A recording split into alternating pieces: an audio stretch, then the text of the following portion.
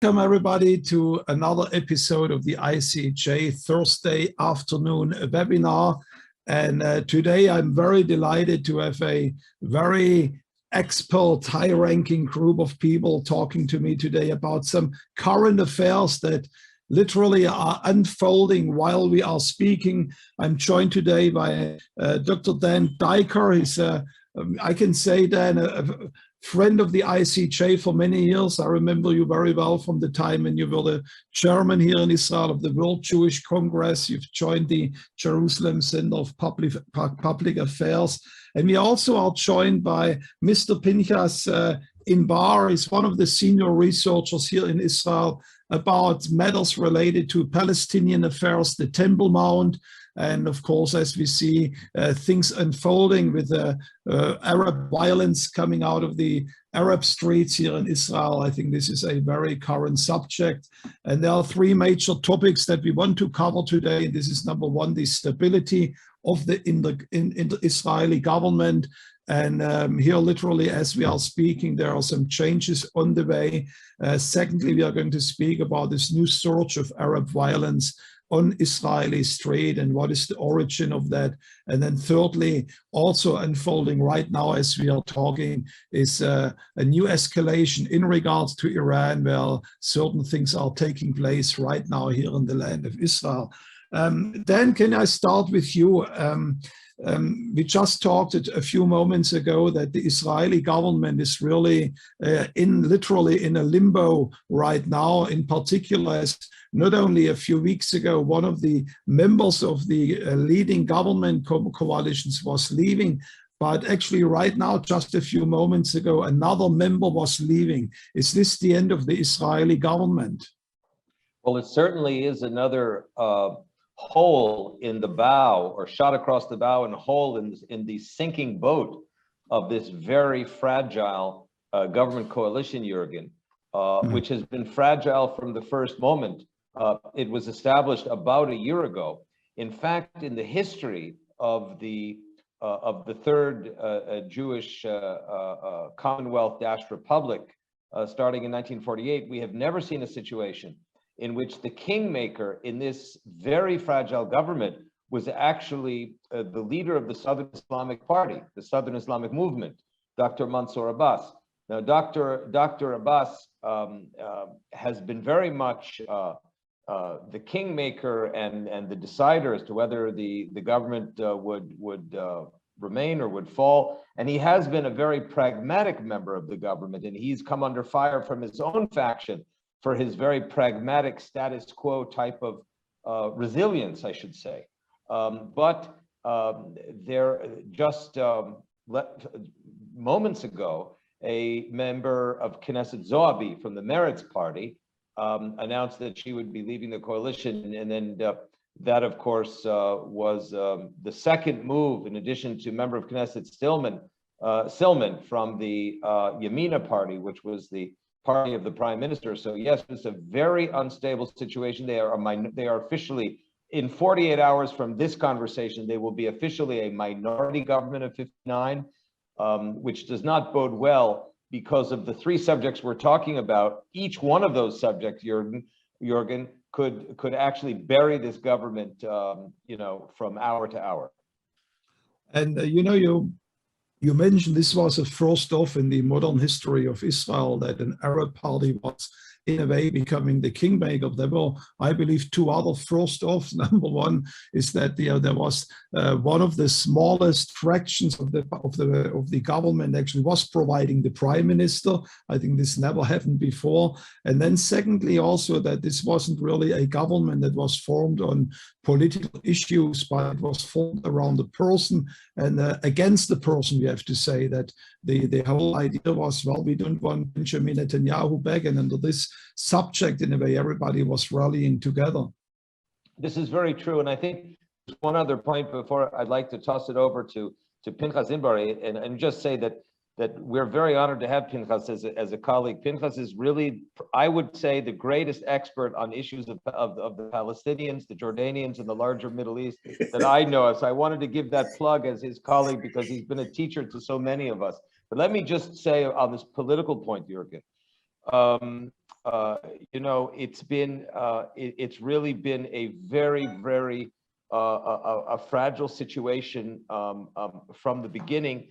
Even though that I know that Dr. Abbas has tried to keep things together, and I will say it's a political accident that caused this government to come into being, because it was never meant in terms of the foundations of parliamentary democracy for the leading party to be, which is the Likud party, that won double the number of seats of the number 2 party, which was what is called There Is a Future party. The Likud party won 36 seats, and it's sitting as the leader of the opposition. That was not supposed to be the foundational reality of a parliamentary government. I don't think we've seen that in any European parliamentary situation, that the leading party that won by double the number of seats in the parliament is now leading the opposition. And one of the smallest parties, which is the Yamina party, which only got six or seven seats, now 6, it was 7, has now crowned the prime minister. This is truly an error in terms of the underlying thinking and the underlying foundation of a parliamentary democracy. And I do think it's something that Israel will have to correct in its basic laws as we move forward. So Pinhas, how do you see, we spoke about the rise of an Arab party for the first time to be part of the governing coalition in Israel. How do you view that as an expert on the Arab street? Yes, I investigated the Arab street during the last 2 years and more, during the several election campaigns. And for me, the joining of Mansour Abbas' party into the government was very natural, because he responded to the true spirit of his society. I heard time and again from different speakers in the street that they want to be part of the system. They are fed up of being in a position for eternity, only complaining all the time. And they took as an example the Haredi, the ultra-Orthodox. They said the ultra-Orthodox are not Zionists, and still they're part of a Zionist government, and they benefit from budgets, etc. So it is not a condition for us to be Zionist in order to be part of the government. And we can also raise our case inside the system and take care about ourselves. And when we ask them, so about the Palestinian, what is about the Palestinian problem? You know what they told me? The Palestinian problem is the problem of the Israeli government. It is not a problem of us. Wow. This is a very important point, Jürgen, because there is a shift going on, I think, among a lot of Israeli Arabs that do not want to be assigned a Palestinian identity or to be assumed to be embracing the Palestinian national cause in the way, because most of the members of the Knesset in the Arab sector, led by the Arab Communist Party, led by the Islamist Party, led by a coalition of left parties, together with Islamist parties, have traditionally embraced the Palestinian cause as their major rallying point. And today, as Pinhas has said, and Mansour Abbas has said publicly, we care about ourselves as Israeli Arabs with an Israeli Arab constituency, and who wants budgets and who wants a greater integration in the political process. The Palestinian issue, they can take care of themselves opposite the Israeli government. That's not our identity. That's not our political future. So, Pinhas, how much do you see what this process that was just right now described? How much is this just a result of 7 decades of frustrations where they just got fed up by the conflict? Or how much was this also encouraged or even supported by the Abrahamic Accords, where they realized we might actually lose our whole friendship with the Arab world if we don't wake up? Yes. Now, after Oslo agreements were signed, a negative process started inside the Israeli Arab society because they took a model from the Palestinian Authority, and the PLO and Arafat became very popular, and they wanted to be part of Palestine and not of Israel. Okay, but in course of time, they saw the model of the PA as a failed test. They saw that this experiment of a Palestinian nationality and a Palestinian statehood will not work, and they did not want to be part of a failure. So the popularity of being Israelis grew up. Now, when the Israeli Arabs discovered it, when they came to visit, to make shopping in the West Bank, they discovered that the Palestinians in the West Bank envied them of being Israelis. And in the West Bank, they were proud to be Israelis. The problem was they came back to Israel, and here their status vis-a-vis the other Israelis was not as perceived in Jenin, okay? So this created the conflict of identity among them, but the more they are acquainted with the failure examples of Ramallah, of Jordan, so they feel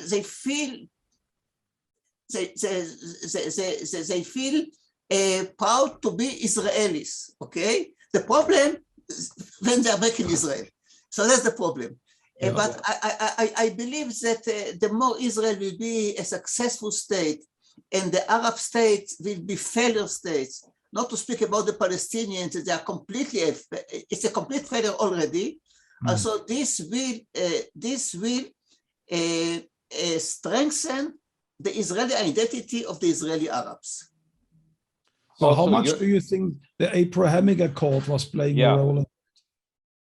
Yeah, that's a very important question. Dan, you want to respond to that? Yes, the Abraham Accords, one has to include that question in the panoply of questions affecting the Israeli versus the Arab versus the, let's call it the Palestinian pressure on the identity of the Israeli Arabs, as Pinhas has just as outlined now. You know, when the Abraham Accords, let's remember, the Abraham Accords were called for normalization. And the word in Arabic is a tatbiya, normalization. That's the key concept and victory of the Abraham Accords. For all intents and purposes, the Abraham Accords signaled the end of the Arab-Israeli conflict, or towards the end of the Arab-Israeli conflict, because it had the blessing of Saudi Arabia. The Egypt and Jordan had already had peace accords, even though they were very cold peace accords. But this is a normalization accord, so that the United Arab Emirates, the Bahrainis, the Moroccans, and to a degree, even though it's a more complicated story, the Sudan have joined a circle of normalization that have given permission to the Israeli Arab electorate to reconsider their own relationship with the country in a more public sense. Now, I can share one thing with you, that the Palestinian establishment in the West Bank and in Gaza were so furious with the Abraham Accords that the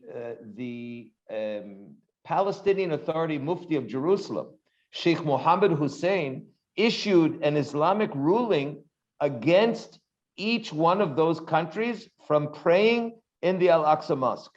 They prohibited them from praying in the mosque because of their fury against these four states. So on the one hand, the states have had a more positive effect on the Israeli Arab constituency, and they have actually isolated the Palestinians in this ongoing drama, which is called the Palestinian-Israeli conflict, which has now been somewhat separated and isolated from the Arab-Israeli relationship, which has now become an issue much of greater normalization and possibility in terms of trade, defense cooperation, and mutual investment in many other fields.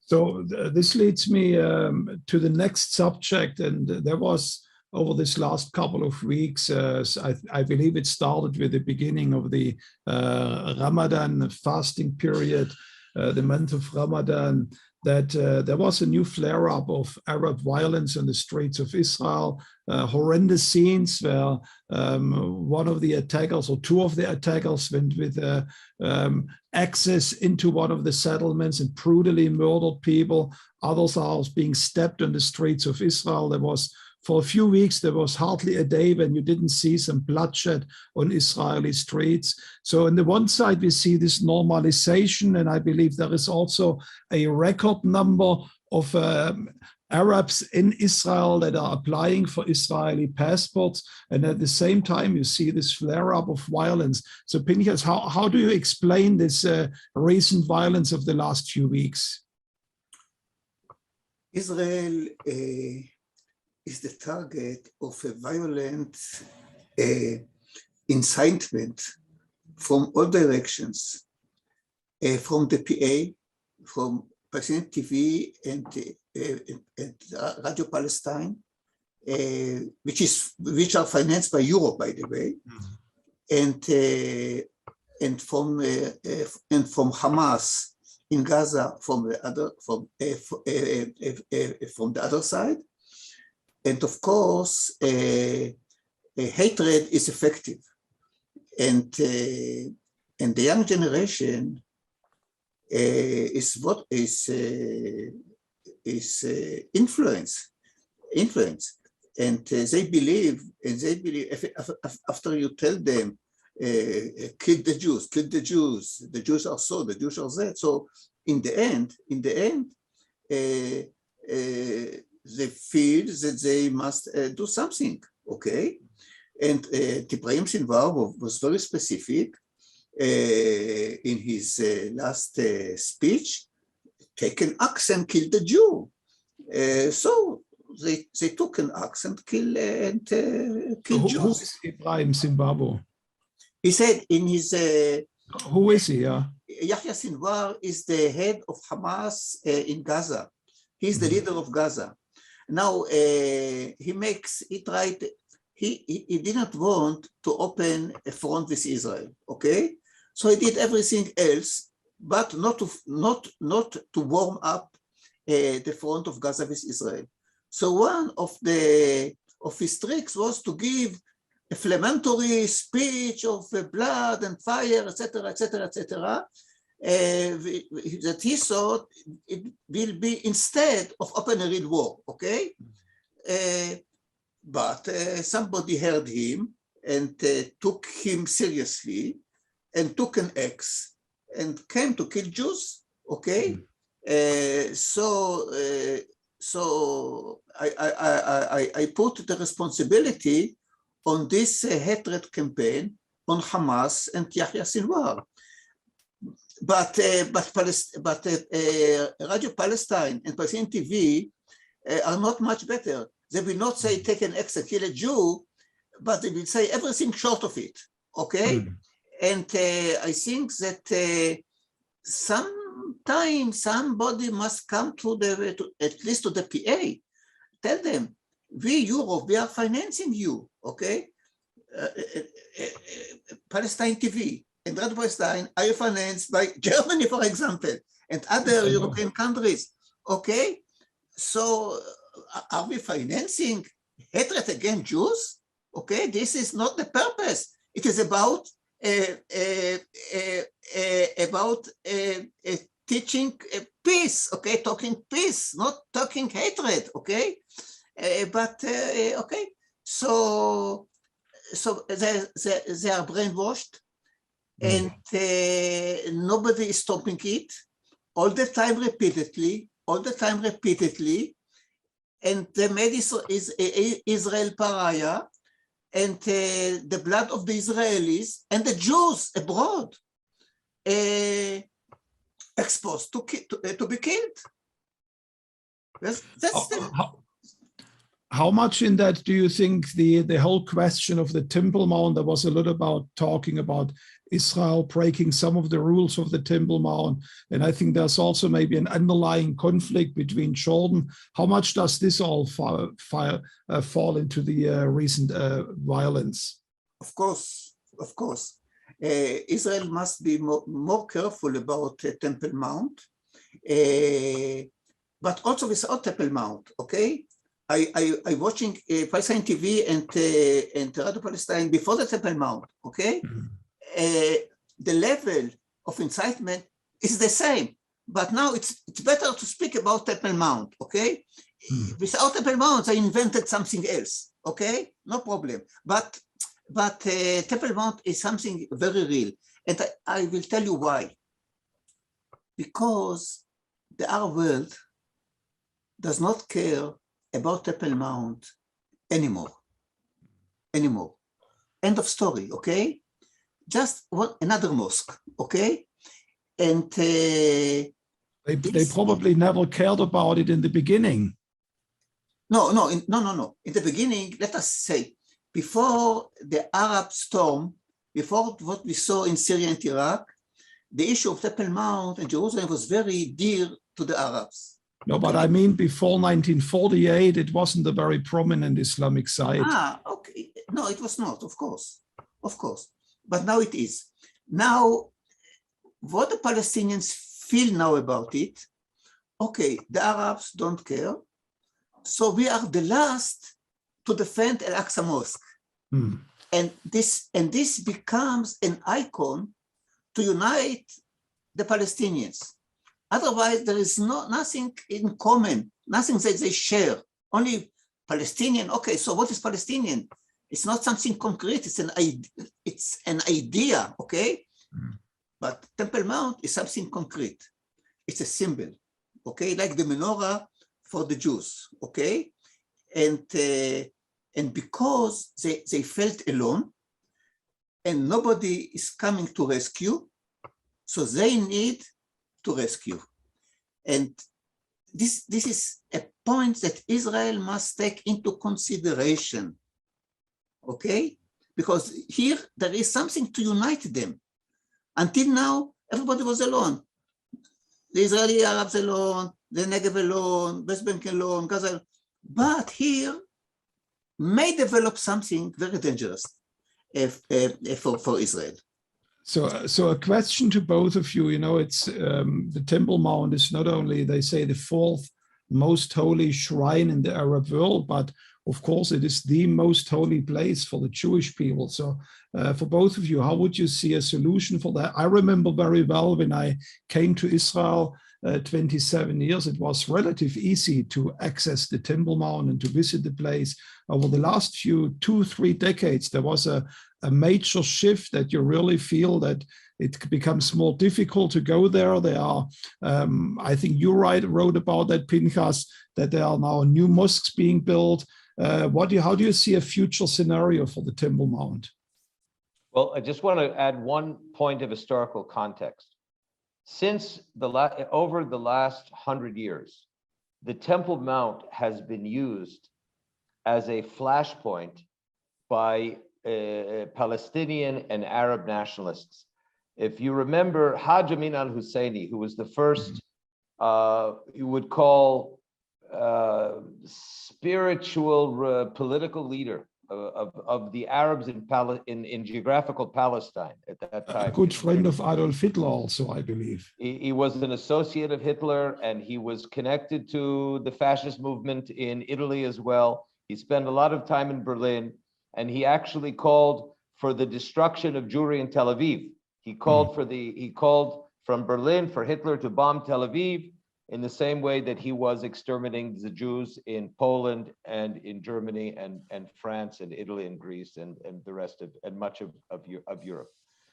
And remember, it all surrounded the concept of Al-Aqsa. Haj Amin al-Husseini said in 1922, the Jews, I mean, how many Jews? There were tens of thousands of Jews and hundreds of thousands of Arabs at that time. And the Jews wanted to make a prayer space in the Western Wall Plaza. And they said, the Jews are destroying our Al-Aqsa. The Jews would take. So it was only an idea in their mind about what the Jew represented for them as a threat. And this continued decades forward. And it was adopted very actively by Yasser Arafat, who, as a matter of fact, Pinhas, Inbari, and I went to Jordan in 2009 and sat with Senator al-Rifai, who at that time was the head of the Jordanian Senate. And he said, you know why it's so important for Jordan and the Waqf and Jordan to protect the Temple Mount? Because he said, you know, the Shia have Najaf and Karbala in Iraq.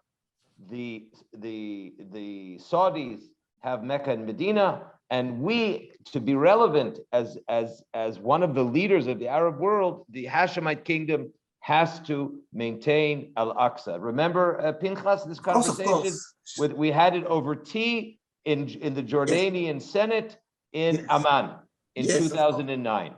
And I never forgot that, Jürgen. I never forgot that idea that Al-Aqsa for the Jordanians was so important, because it made them one of the three major players in the Middle East.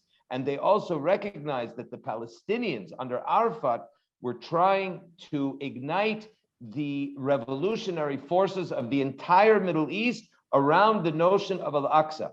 And that is what's happening today as well. The Palestinian leadership uses Al-Aqsa from a religious and political revolutionary standpoint to try to trigger the Islamic impulse of 350 million Arabs to try to bring them get them to move against Israel. So from an historical point of view, it's always been a fiery flashpoint for religious and political instability in the Arab Muslim world. But going back now to the second part of your question, I want to quote Pinhas. Pinhas has been a major force for the intellectual idea of status quo that was established in 1967 between the Israeli government at that time, who made a very controversial move.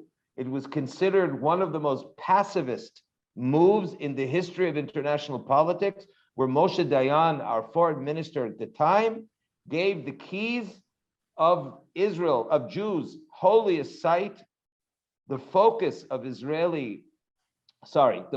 Jewish religious aspirations for the 2,000 years before. He handed those keys to the Jordanian Waqf. And the truth is that there has been stability in the cooperation between the Jordanian Waqf of Muslim to handle Muslim affairs on the Muslim holy shrines, and every Israeli government, more or less, until the Oslo period, when Arafat and his henchmen tried to destabilize the Temple Mount, kick out. They actually did for a while. They overrode the Jordanian supervision of the Temple Mount and installed their own authority, and they were very destabilizing. And in fact, as part of our joint work, Pinhas and I met secretly with representatives of the Israeli security establishment who were in touch with the Jordanian monarchy in 2002 to restore the status quo and Jordanian supervision over the mount. So it seems to me that is the direction we need to talk about, is to maintain the status quo, which means that the Israelis cannot make hardline, hawkish pilgrimages for public prayer to the Temple Mount because of the national security implications, not because the Jews don't have the right, God forbid, they have the right, and they should in any normal situation, but it is such a flammable situation that the status quo, whereby the Jews would pray by the Western Wall to the Temple Mount, and the Muslims would pray in the Muslim holy shrines. That seems to me to be the best way. And I think I speak for Pinhas as well. I'd love to hear Pinhas's take, but to maintain stability and calm and cooperation with the Jordanians in the third, let's call it, most important religio-political spots in the Middle East. So Pinhas, before you answer that, we just learned that Jordan is actually the religious custodian of the Temple Mount. They are leading the Waqf, the religious institution, which is in charge of the Temple Mount. What is the role that Jordan plays in all that? Because if I look at the Abrahamic Accord also, it seems that Egypt is joining in, of course, the Arab nations, the Gulf states, Saudi Arabia, they are part, but with Jordan, you don't really know on which game they are playing. Sometimes the voices that come out from Amman are not really in the same spirit than what we hear today in Saudi Arabia or Bahrain. So where does Jordan stand in all that? Okay, now I was disappointed by the Jordanian response to the initiative to restore the status quo before the year 2000, when everything started to dismantle, okay? I hoped that Jordan will say, okay, to coming back to the original status quo of 67.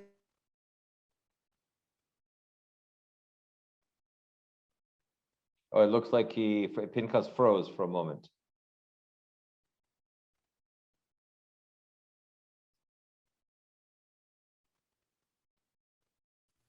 Oh. Well, yeah. A little note for our listeners also, I should have said this before, this webinar today, it's pre-recorded, it's right now 2:40 Thursday afternoon. We will be broadcasting it at 4 o'clock. That means when you are watching it, we already have recorded our conversation. That means also for all of you, you cannot really have a Q&A session. We will not be able to answer your question live. And I see Pinhas left completely, but do you want to carry on? Yeah, I can finish.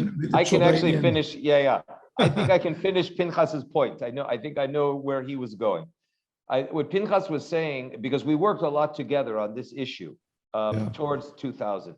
And I think that Pinhas's response is that the Jordanian government disappointed in terms of its relative passivity towards 2000, when Yasser Arafat was stirring up lots and lots of trouble, using Al-Aqsa and the Temple Mount as the flashpoint to try to mobilize the entire Muslim world and the entire Arab world simultaneously around the issue of Al-Aqsa is in danger, which is exactly what Hajj Amin al-Husseini said in 1922 and through the 1930s. Okay, so the question you had asked, Jürgen, is, well, what game is Jordan playing? Because it seems that they contradict themselves. On the one hand, it's in their national interest to maintain as much peace and quiet and stability on the Temple Mount as possible. On the other hand, just recently, in the last month, they have been encouraging in the United Nations, the Prime Minister of Jordan was actually inciting violence against Israel on the Temple Mount and saying that they called Israel the Zionist occupiers. They called us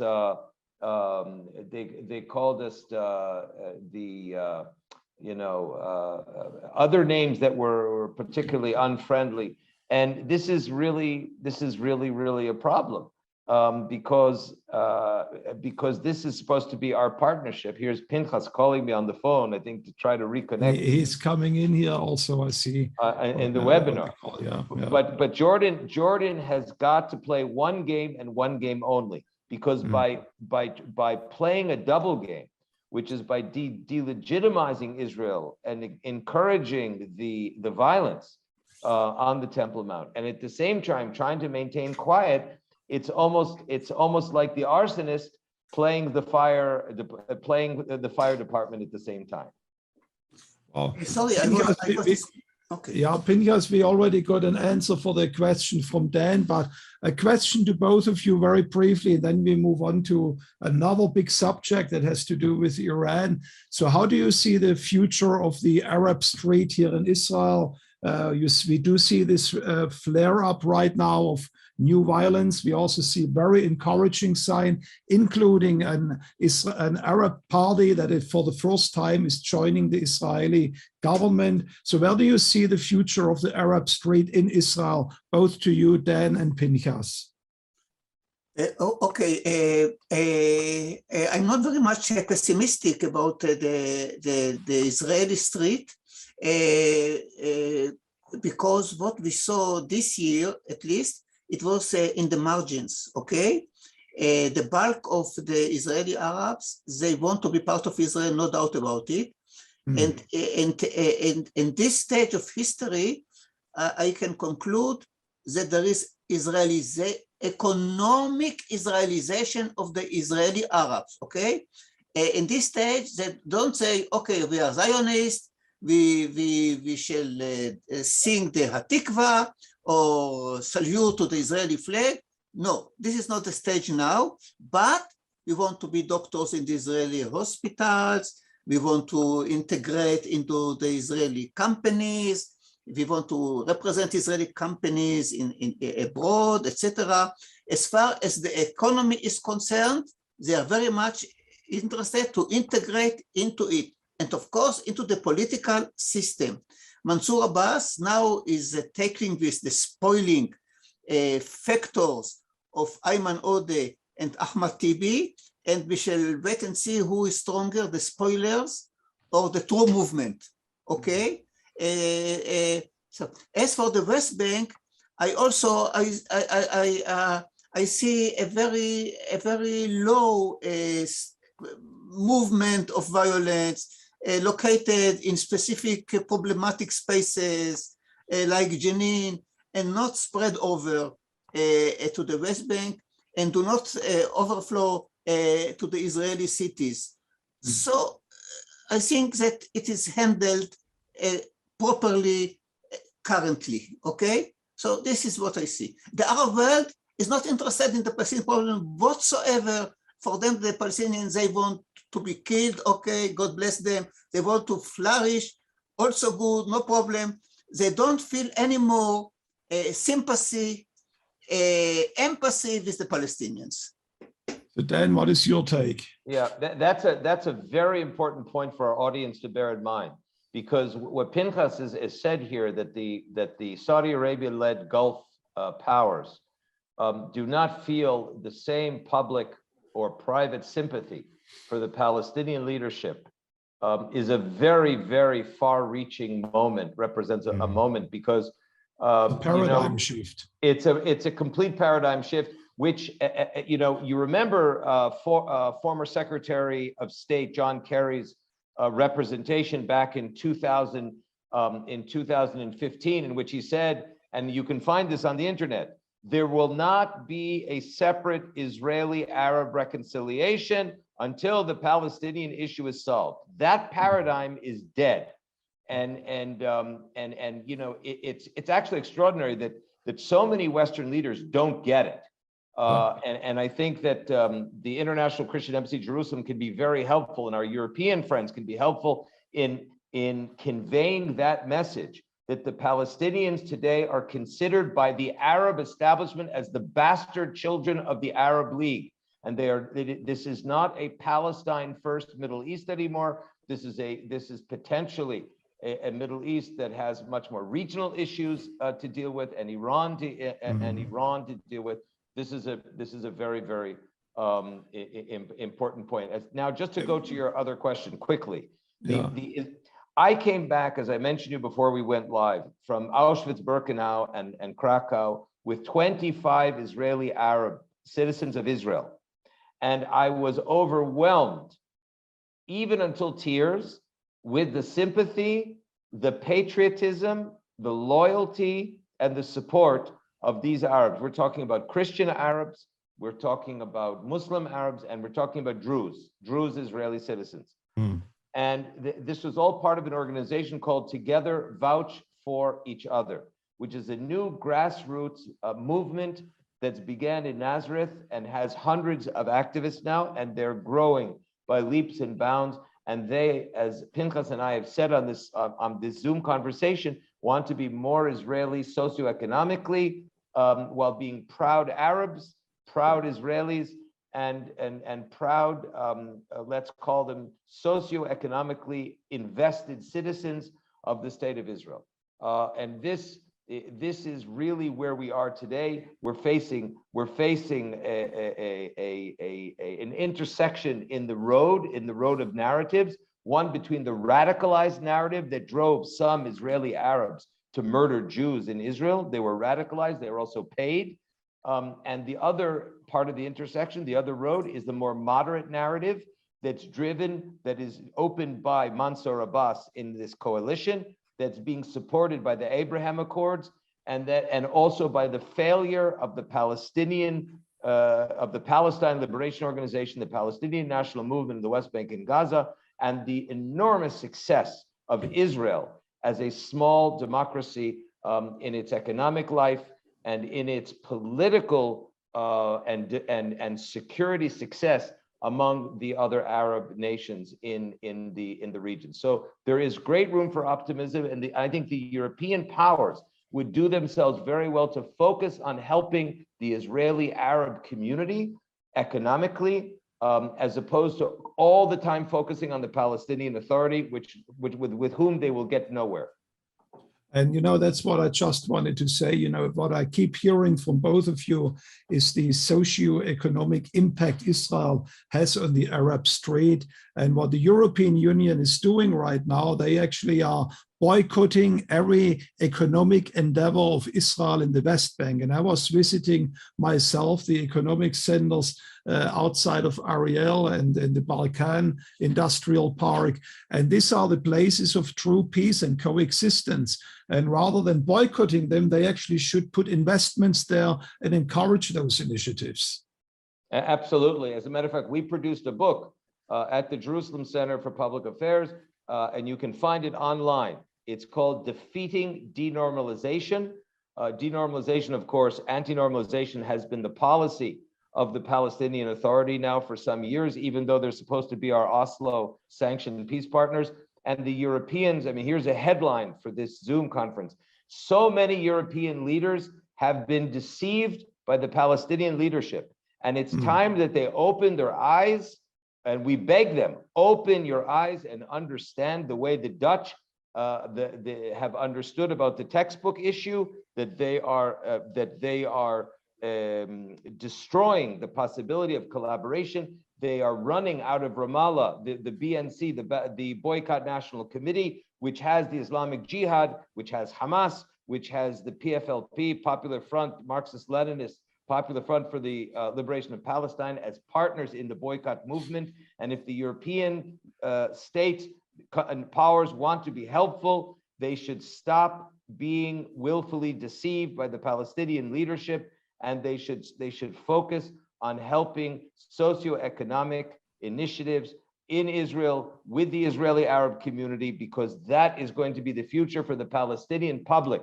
When the Palestinian public sees the Israeli Arab public fully integrated and moving up the socioeconomic scale, which they are doing, that will send a stronger signal to the Palestinian public in the West Bank, and they will demand greater accountability of their leadership.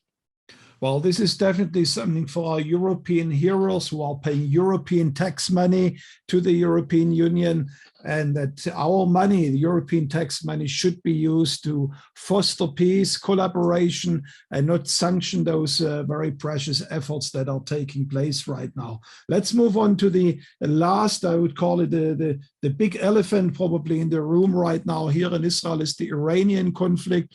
Let me start maybe with, the Ukrainian war on that.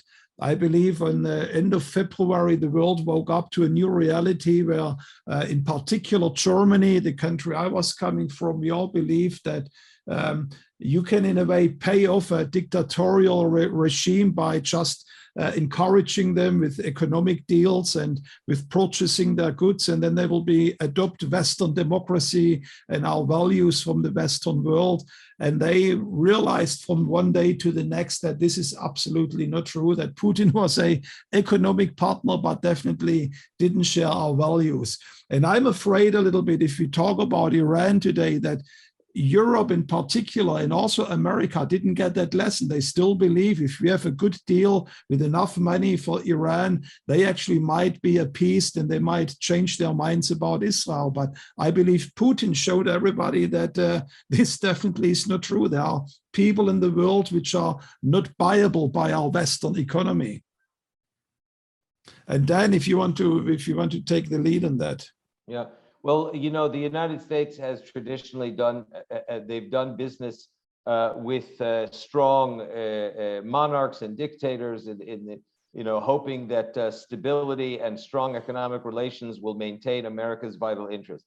Well, the opposite has also proved to be untrue. Where you have more progressive, liberal progressive governments in the United States supporting movements like the Palestinian, like the PLO, and revolutionary movements, even looking at the Iranians. The problem with the Iranian regime is that they have proxies called the Hezbollah, they have proxies called the Hamas, they have proxies called the Iraqi Special Forces, and they have proxies called the Houthis in Yemen. So the opposite has also proved untrue, that when you have revolutionary organizations that supposedly are connected with far left-leaning progressive and radical movements, that would be the counter to someone like Putin. So this way has been a problem in terms of dictators and authoritarian regimes, but the opposite also been proven problematic. So it's a balancing act by liberal republics such as Germany, by the way, and what the United States is based upon as a liberal republic. To do the balancing act and to stand by its principles. I just mentioned with regard to Iran, because Iran is one of the biggest promoters not only of international terror and subversion, but also of BDS, of political warfare. And it was Germany, the first country in the Western world, whose parliament said in the Bundestag in 2019 that BDS is an anti-Semitic, it is an anti-Semitic jihadi supporting movement, right. and it should be congratulated for that moral example, and the rest of the Western world should take up that example, and they should stop. And the United States is playing with fire by trying to make a deal with the Iranian movement that is promoted by Muslim extremist messianic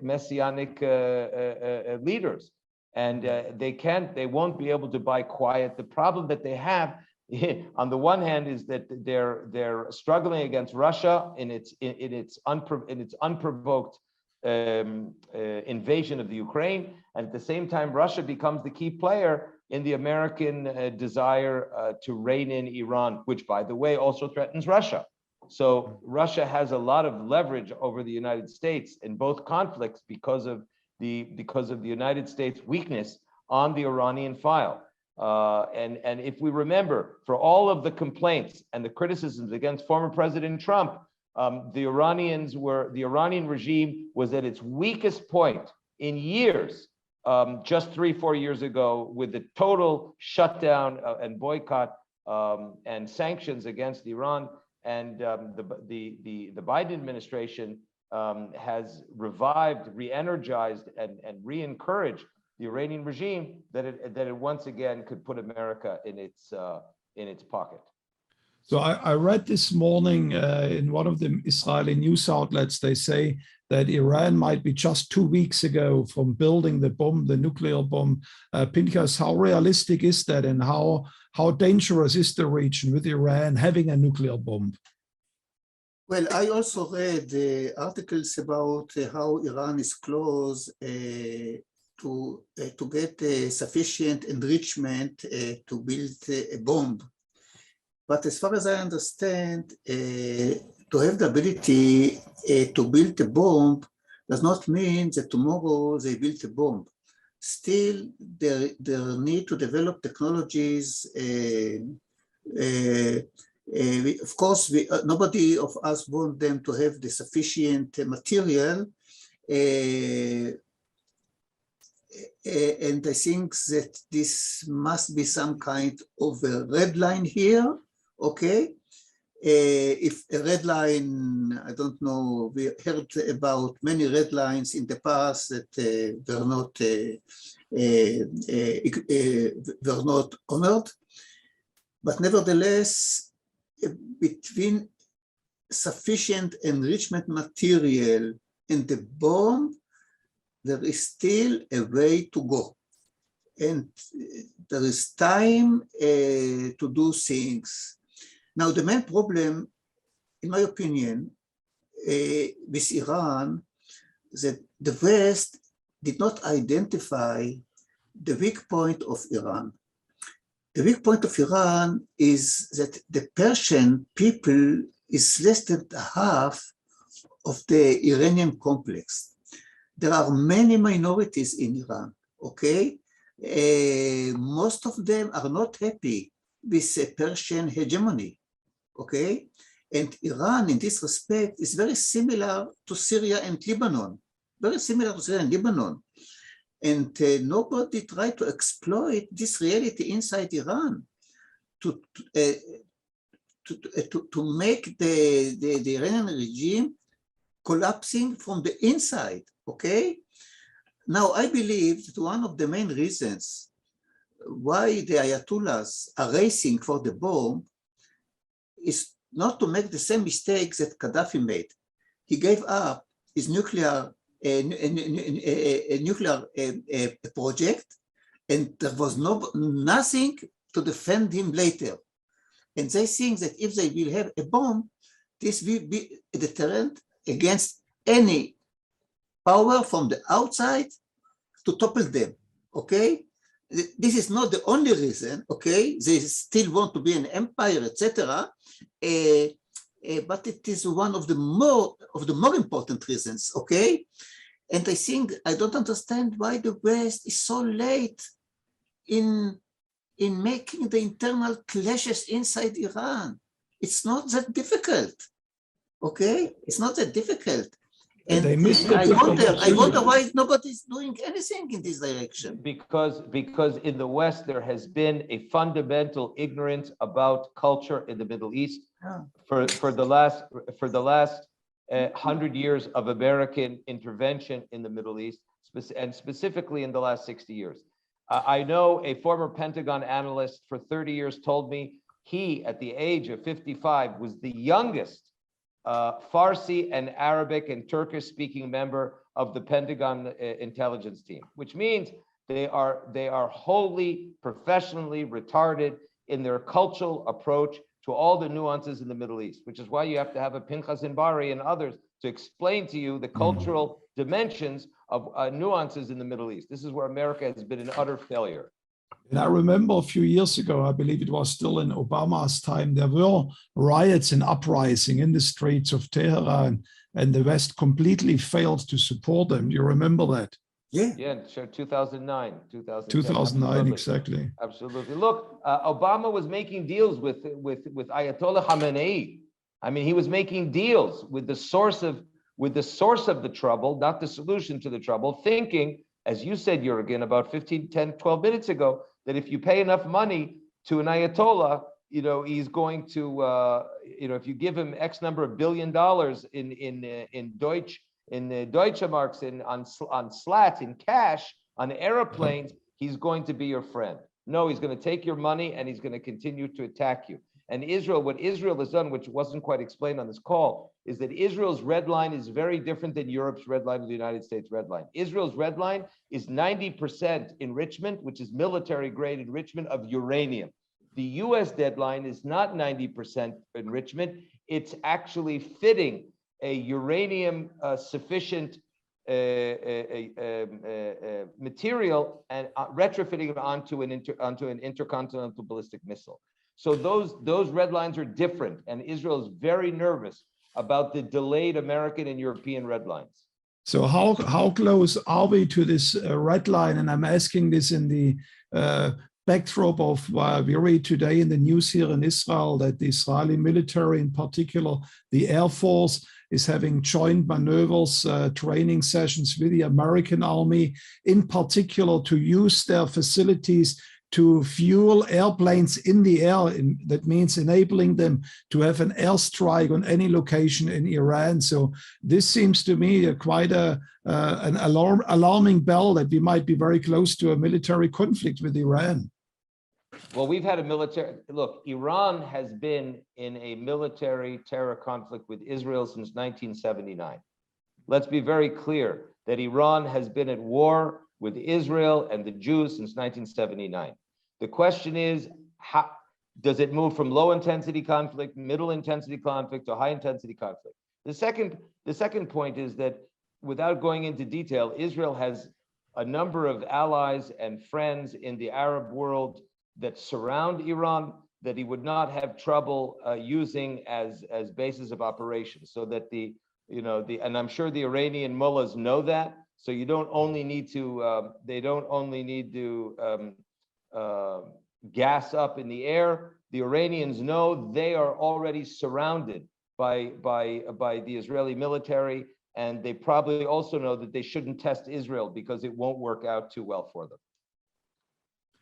So how close do you think, this news that we read right now, is this just more a traditional training between armies, of course, in a tense situation, or do you think that's a step in a further escalation? Well, I think that first of all, it is a threat to Iran. I don't think that the United States is trigger happy to start a war with Iran. I don't see this coming near. It is a signal to Iran, be careful.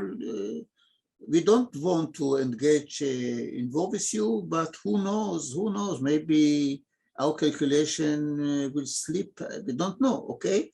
Be careful. Now, Iran, I think that Iran wants the international money because they need to feed the terrorist webs around the Middle East. They need the money. We know that there is Hamas problems with Iranian money and Hezbollah, etc. They need the money. So they eager to have the agreement because they need the money. But also they understand threats. Threats they understand very well. Okay, and the purpose of the Americans cooperating with the Israelis are different than the Israelis. The Americans want to enforce the Iranians to sit down and sign the agreement, but the Israelis want to encourage the Americans not to sign the agreement. So I think that this is still the key problem between the United States and Israel in this respect, okay? Now the Iranians, as far as we can judge from until now at least, they are ready that the Arabs will die for them, but they are not ready to die for themselves, okay? So as long as they can trigger the Arabs to mukawama, to resistance, etc., and to die for them, they will prefer this, okay? And so as long, why they want to feed Hezbollah and Hamas? Because they want the Arabs to die and not the Iranians to die. And as long as they are still interested in Hezbollah and Hamas, it means they are not interested in war. That's the meaning. I think, we spoke earlier about paradigm shift.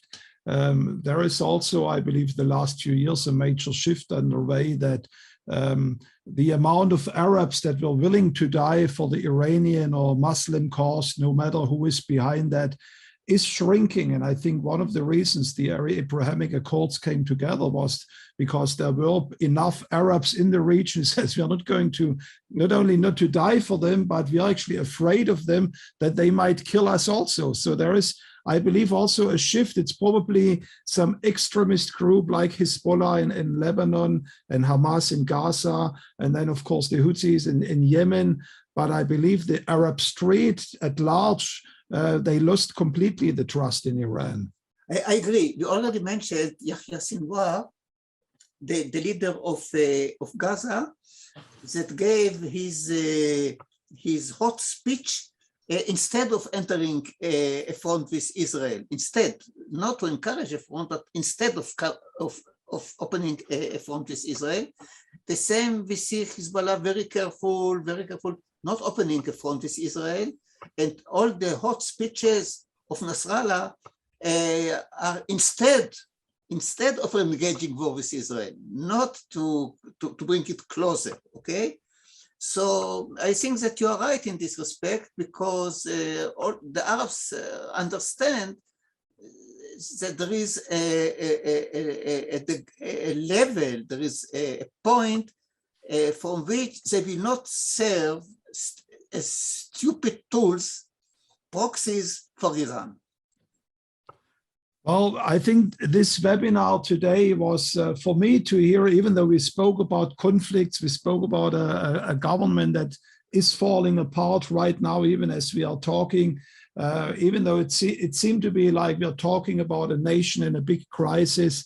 You know, the encouraging undercurrent of today's meeting is that there is a change in the Arab street. Right here in Israel, there's an increasing numbers of Israeli Arabs that want to be part of the Israeli success story, and also that the Arab League's support of the Iranian cause is shrinking by the day. And of course, we have to pray that it also will have its ripple effect to places like Lebanon and the Gaza Strip and some other crazy groups in the Middle East. And in the midst of all that, you know, we spoke about a lot of conflict, about a government that might need re-election. Israel remains to be the absolute undisputed successful story of the Middle East. It's the nation of the unicorn.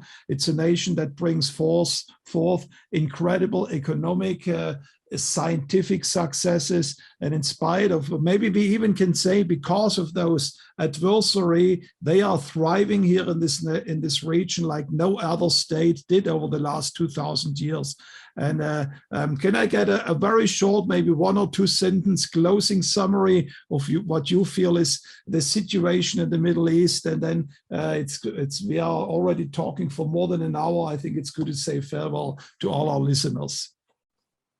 Absolutely. Dan, why don't you start? Yeah. Yeah, absolutely. I think you summarized it very well, Jürgen. I just want to emphasize the point that the Arab street, or the Arab world, the Arab leadership is more frightened of Iran, less than it's less supportive of Iran. It's frightened of Iran.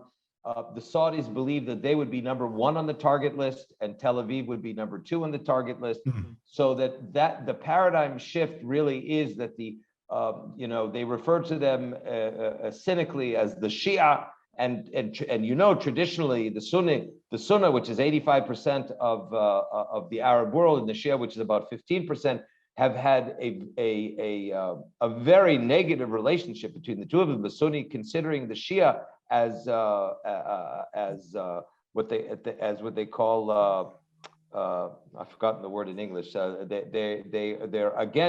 They're betrayers of the religion. They're not true Muslim Arabs. So.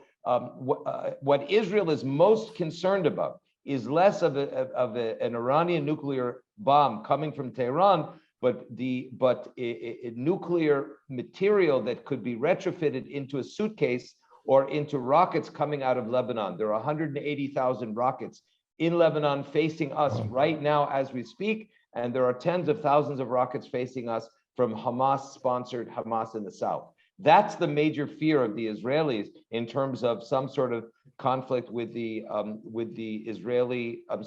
Iranian-inspired and directed and financed jihadi network. So that's where Israel's going to focus its energies, and that's why Hezbollah knows that Lebanon will be, unfortunately, Hezbollah-controlled Lebanon will be destroyed as the next signal to the Iranians before Israel attacks Iran itself. So these are some of the nuances that we have to take into account. On the other hand, Israel is strong. The country's in a little bit of a chaotic situation, but I think there's never been a moment where we haven't been in a chaotic situation. So I think we will be doing just fine going forward. Amen. So Pinhas, your final word. Well, I think that if you put aside the headlines of the press, I think that Israel makes fine advances in the Middle East and inside its Arab citizens. And we need to look beyond the headlines to see maybe the real reality is different than the headlines. Absolutely. And I want to thank Pinhas Inbari, Middle East expert in Palestinian affairs, for joining us today in this ICEJ webinar. And of course, Dan Diker, Toda Rabah, thank you so much for joining us today for this very insightful discussion on what's happening right now. And I hope that as you have been listening to us, you have been encouraged about, in spite of some of the shadows that we see, that there is in general a very positive development here in the Middle East, in particular with the nation of Israel. So thanks so much for joining us today. Unfortunately, as I said, we are not able to answer Q&As because this was just pre-recorded a few moments earlier before the broadcast. So thanks for joining us, and I look forward seeing you next week again at the ICEJ webinar next Thursday. God bless you. Thank you for joining us today. We'll see you next Thursday at 4 p.m. Be sure to subscribe and follow us on our social media pages for more exclusive ICEJ content.